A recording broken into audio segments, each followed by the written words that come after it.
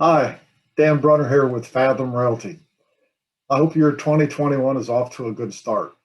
As we wrap up 2020, this will be the last market report for the year, and the statistics are quite incredible. When we look at this report, it encompasses the Austin metropolitan statistical area, the five-county region, including Travis, Williamson, Bastrop, Caldwell, and Hays County. When we look at the sales for December, we see that we peaked around 4,500 sales back in July, and we're seeing the typical season reduction down to about 3,400. It's interesting to note for the previous 4 years, the average was around 3,400. So sales are definitely trending down. When we look at active listings, this is just huge. There are less than 2,000 homes for sale in the five-county region. The 5-year December averaged around 6,800. The downturn began in March, rebounded slightly in April, and it continues to fall. Months of inventory, when you consider that 6 months of inventory is a balanced market, doesn't favor buyers, doesn't favor sellers, 0.6 months of inventory it's just unheard of, and it's just an insanely strong seller's market. We look on the days on market, a typical normal market, you're looking at about 90 days. We hit a bottom of 33 days back in November. We're back up to 36 days on market. Prices just continue to increase at a crazy rate. And with limited supply and high demand, that's certainly to be expected. So 392,000 for the average, 370,000 for the median. If this current trend continues, and we forecast it out 5 years, we're looking at close to $590,000 for the average and around $470,000 for the median. This is the first time that we've seen the list price to sales price ratio exceed 100%. In the previous years, it was averaging around 97%. It's now exceeded 100.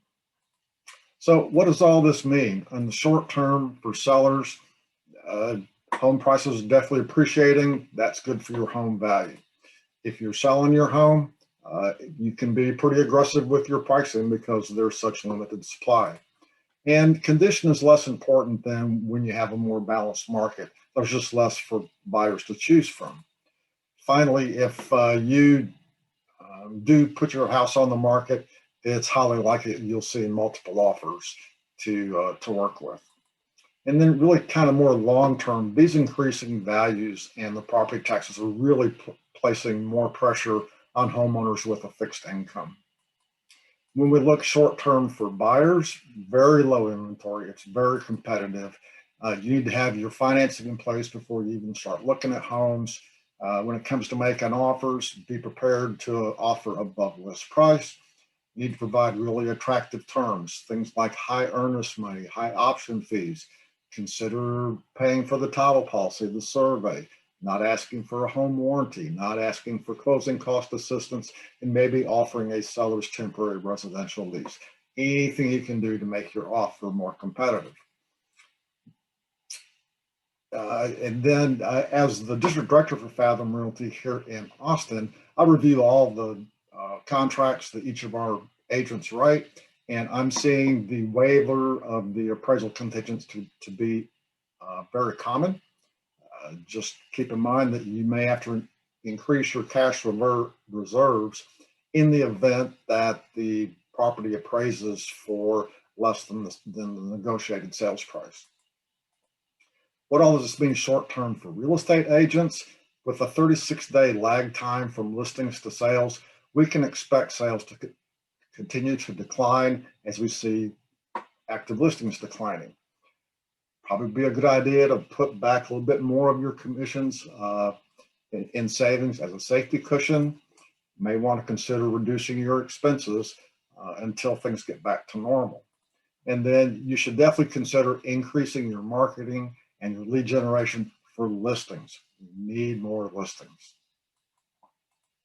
On the long term, it really begs the question, why are these listings declining? Well, there's uncertainty related to the pandemic. There's uncertainty related to the presidential election.